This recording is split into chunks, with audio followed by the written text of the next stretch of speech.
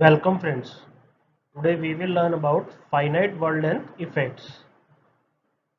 First one is quantization noise. The difference between the actual analog value and quantized digital value is called quantization error. This error is due to either rounding off or truncation. Quantization noise is the model of quantization error introduced by quantization in the A to D conversion in telecommunication and signal processing. The noise is nonlinear and signal dependent. The generalized difference equation of discrete time signal is yn is equal to summation k is equal to 0 to m ak x n minus k minus summation k is equal to 1 to n bk by n minus k, where a and b are system coefficients. We assume infinite precision for all these variables, but in digital domain only finite precision is available.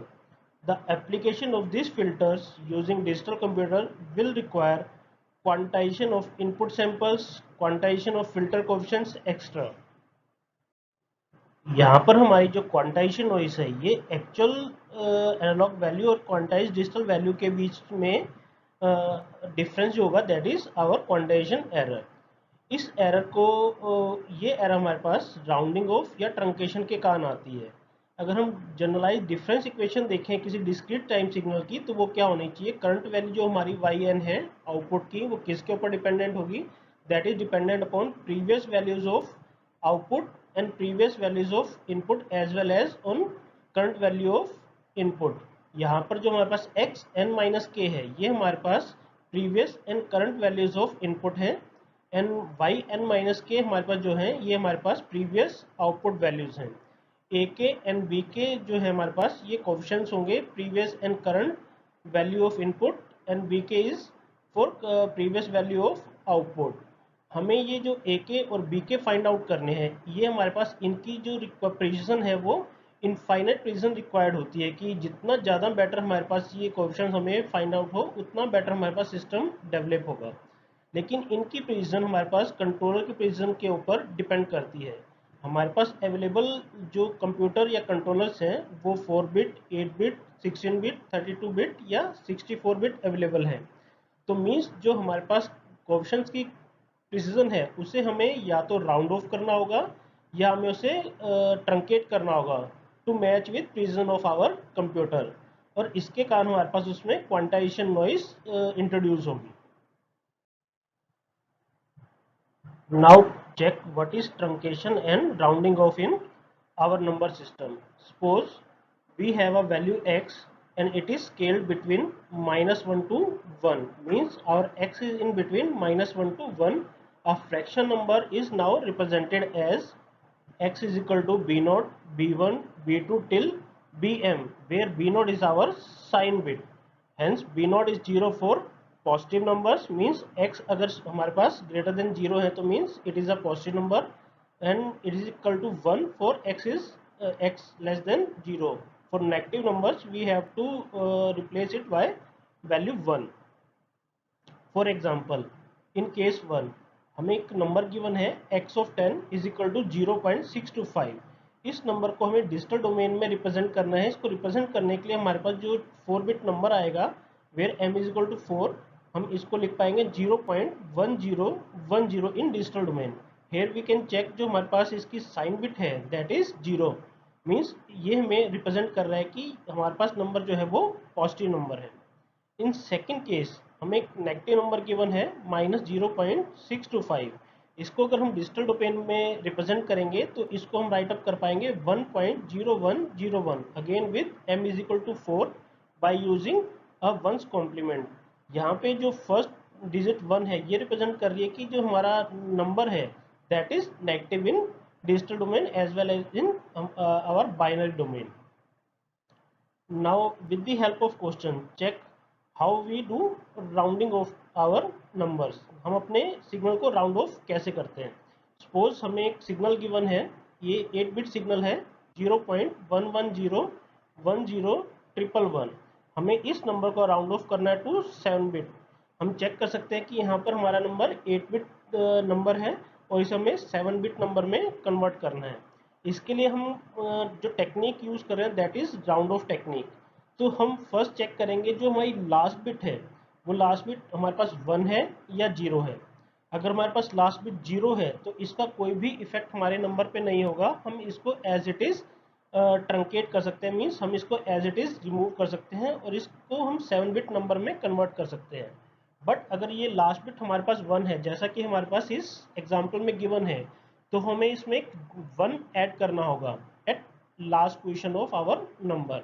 और इसको हम कैसे add करेंगे आइए देखिए।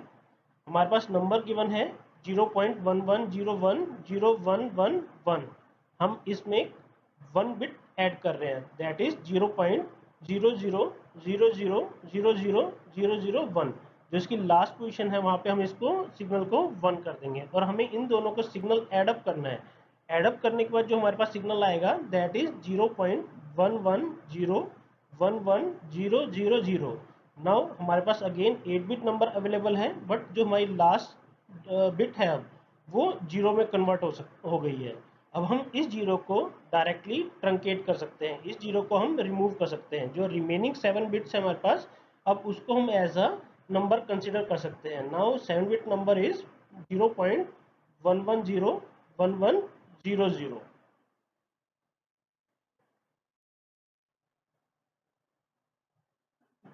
In this second example हमें अपने given signal को ट्रंकेट करना है टू 7 बिट्स। हमें सेम सिग्नल गिवन है x इज इक्वल टू 0.11010111 और इसे हमें ट्रंकेट करना है to 7 bits.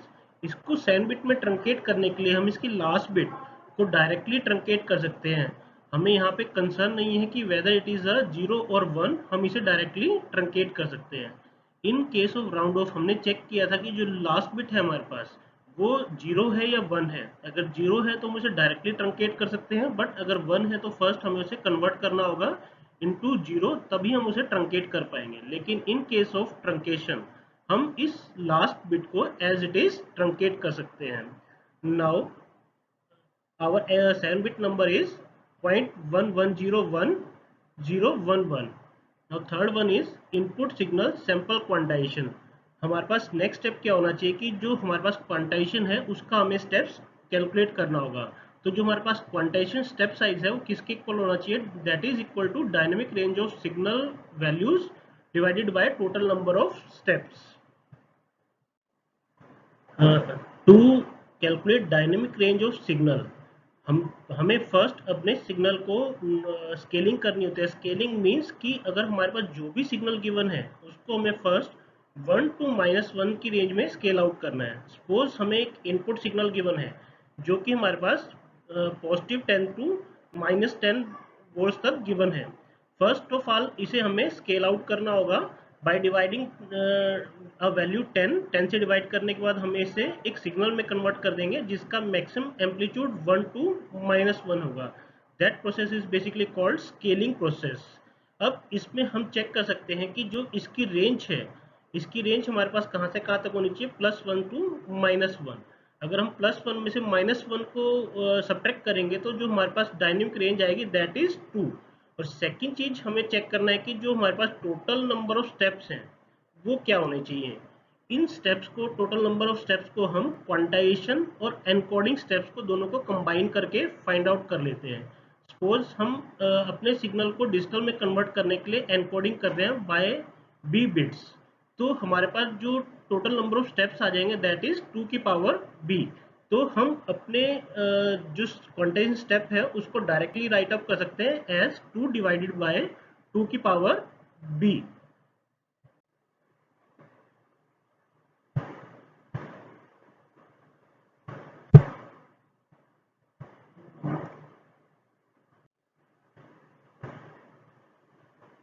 Now each sample consists of B bits, out of which M are data bits and 1 sign bit. We assume that signal is scaled to mode of xn should be less than 1. This gives a dynamic range of 2. When we use B bits, the quantization, the total number of steps is 2 की power B, because we are using binary steps. Hence quantization step is equal to Q, that is equal to 2 की power 2 divided by 2 की power b that is equal to 2 की power minus b plus 1। जैसा कि अभी हमने check किया था कि जो हमारी क्वांटाइजेशन रेंज है दैट इज 2, और हम अपने क्वांटाइजेशन स्टेप और क्वांटाइज एनकोडिंग के अकॉर्डिंगली क्वांटाइजेशन स्टेप को डिसाइड कर रहे हैं, मीन्स कि हमें इस डायनेमिक रेंज को डिवाइड करना होगा विद 2 की पावर b। तो हमारे पास क्वांटाइजेशन स्टेप है, उसकी फाइनल वैल्यू आ जाएगी that is 2 power minus b plus 1। अगर हम b को 4 लेते हैं तो हमारे पास क्वांटाइजेशन स्टेप की वैल्यू .125 आएगी, और इसे हमने नेक्स्ट स्लाइड में टेबल के थ्रू शो किया है कि हमारे पास क्या क्या बाइनरी वैल्यूज होंगी। सेकंड अब हमें अपने क्वांटाइज सिग्नल को राइट अप करना है। जो हमारा क्वांटाइजेशन सिग्नल होगा x q n that is equal to x n plus e n, where e n is quantization error and it is a random quantity in the range minus q by 2 to plus q by 2। जो हमारी en error है ये एक हमारी random value होगी, means कि ये एक लीनियर वैल्यू नहीं होगी, ये हमारे पास कोई भी value in between minus q by 2 से क्यू बाई 2 के बीच में अटेन कर सकती है। Now quantization noise power is basically what it is, sigma square that is equal to integration from minus q by 2 to q by 2, जो कि हमारे पास एरर का पॉजिटिव नेगेटिव हमारे पास एरर का रेंज होगी कि हमारे पास रेंज कहाँ से कहाँ तक एरर की आ सकती है, that is from minus q by 2 to positive q by 2। Integration of minus q by 2 to q by 2 1 by q x square divided by 2 dx। After solving this equation हमारे पास जो क्वांटाइजेशन नॉइज पावर आएगी that is 2 की power minus 2b divided by 3।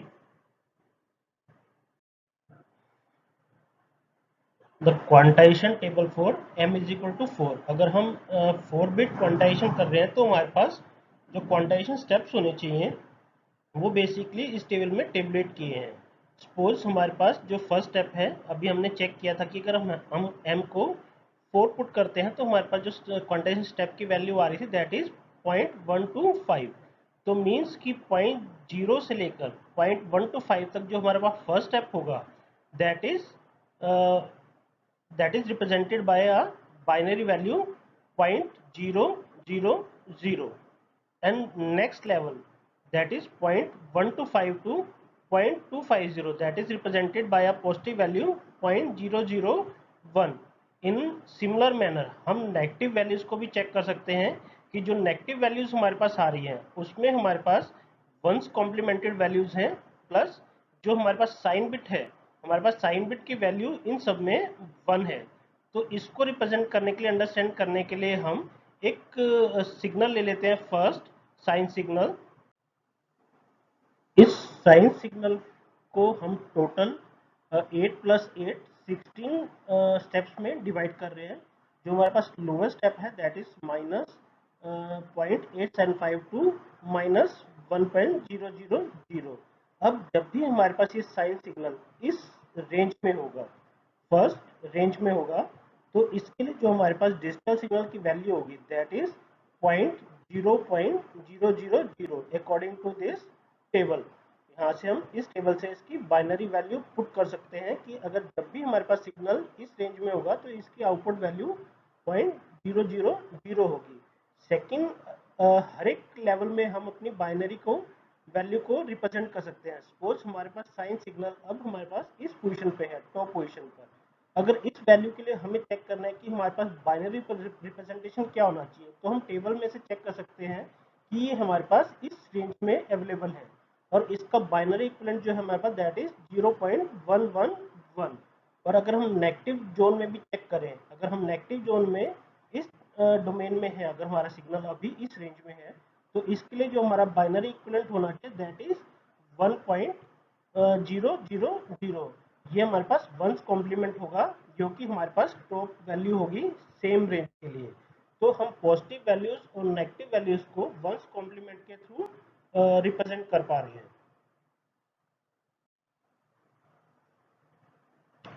ना coefficient inaccuracy error.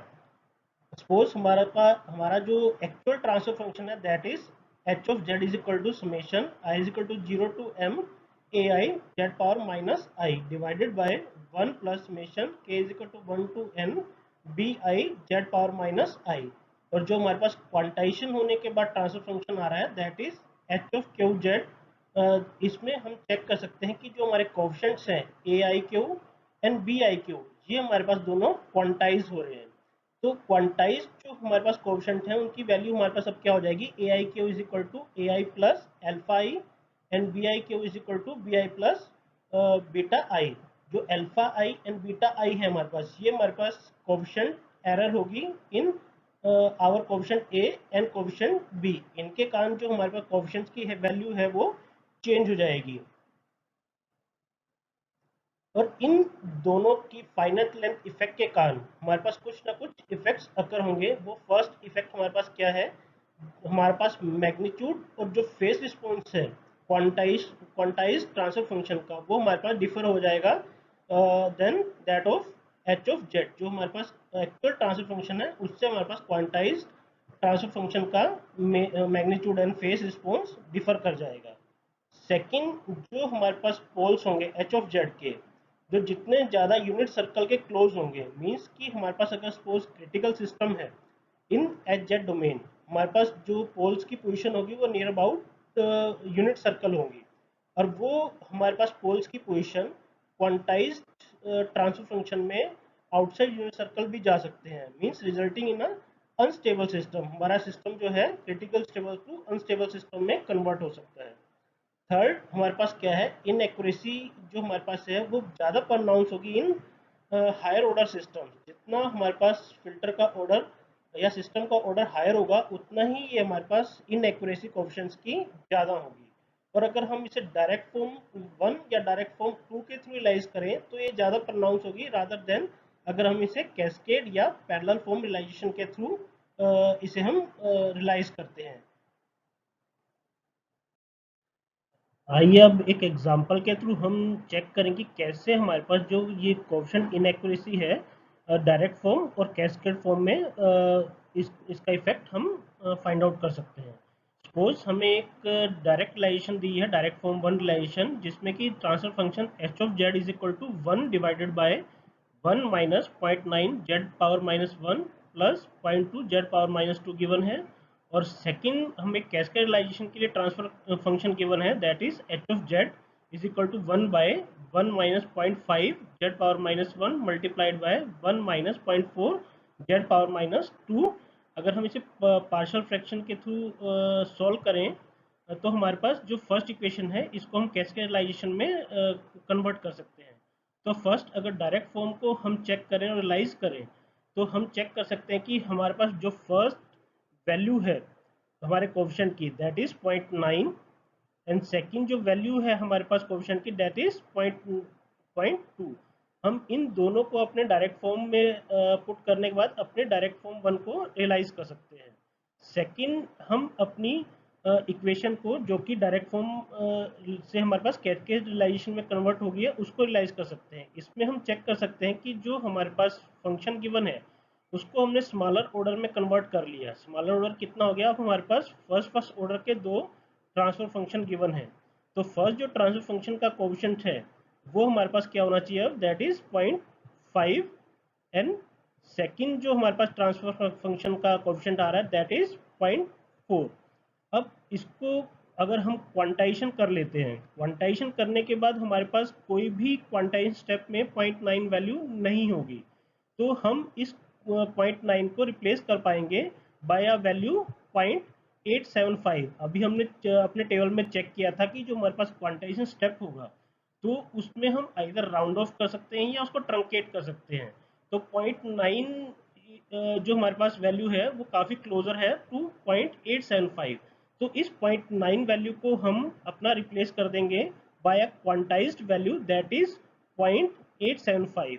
और second जो हमारे पास value थी कोएफिशिएंट की 0.2, इसको हम रिप्लेस कर सकते हैं by a quantized value that is 0.125। और इस इन सेकंड केस हम जो 0.5 वैल्यू है उसको हम डायरेक्टली रिप्लेस कर सकते हैं विथ 0.5 जो कि हमारा एक क्वांटाइजेशन स्टेप है, तो इसमें हमारे पास कुछ भी एरर नहीं होगी। और सेकंड 0.4 को हम रिप्लेस कर सकते हैं by a quantized value that is 0.375। तो अब हम इन क्वांटाइज्ड ट्रांसफर फंक्शन और एक्चुअल ट्रांसफर फंक्शन को कंपेयर करके चेक कर सकते हैं कि हमारे पास जब हमने उसको डायरेक्ट फॉर्म 1 में इलाइज किया तो हमारी क्वांटाइजेशन एरर कितनी है, और जब हम उसको कैस्केडलाइजेशन में इलाइज करते हैं तो हमारे पास क्वांटाइजेशन एरर पे क्या इफेक्ट आएगा। जो हमारे फर्स्ट पोल्स की वैल्यूज थी वो हमारी क्या थी, Z1 is equal to 0.5 and Z2 is equal to 0.4। अगर हम इसे फर्स्ट डायरेक्ट फॉर्म में इलाइज करते हैं तो हमारे पास जो पोल्स की वैल्यू आएगी दैट इज 0.695 एंड सेकेंड 0.18। तो दोनों को माइनस करके हम चेक कर सकते हैं। 0.5 में से अगर हम 0.695 को माइनस करें तो जो हमारी एरर आएगी that is quantization error for Z1। और सेकंड पोल में से जब हम माइनस करते हैं 0.4 में से 0.18 को, तो सेकंड कोफिशिएंट के लिए भी हमारे पास एरर हमें मिल जाएगी। और जब हमने इसी सेम डायरेक्ट फॉर्म 1 को कन्वर्ट किया इनटू कैस्केडलाइजेशन, और अब हम पोल्स की वैल्यू चेक कर सकते हैं। जो फर्स्ट पोल की हमारे पास वैल्यू आ रही है दैट इज 0.5 और सेकंड पोल की जो हमारी वैल्यू आ रही है दैट इज 0.37.5। तो अब दोनों वैल्यूज को, एक्चुअल और क्वांटाइज को, इन कैस्केडलाइजेशन हम चेक करते हैं कि यहाँ पे हमारे पास क्वांटाइजेशन एरर 0 है, और सेकंड पोल के लिए भी हमारे पास जो क्वांटाइजेशन एरर है that is very less as compare to direct formulization. Means कि अगर हम अपने डायरेक्ट फॉर्म 1 या डायरेक्ट फॉर्म 2 में अपने सिस्टम को एनालाइज करते हैं तो हमारे पास क्वांटाइजेशन एरर ज़्यादा प्रनाउंस होगी रादर देन अगर हम अपने सिस्टम को कैस्केड या पैरेललाइजेशन में रियलाइज करते हैं। The PDF of this lecture is available at website welearnandteach.com. Thank you.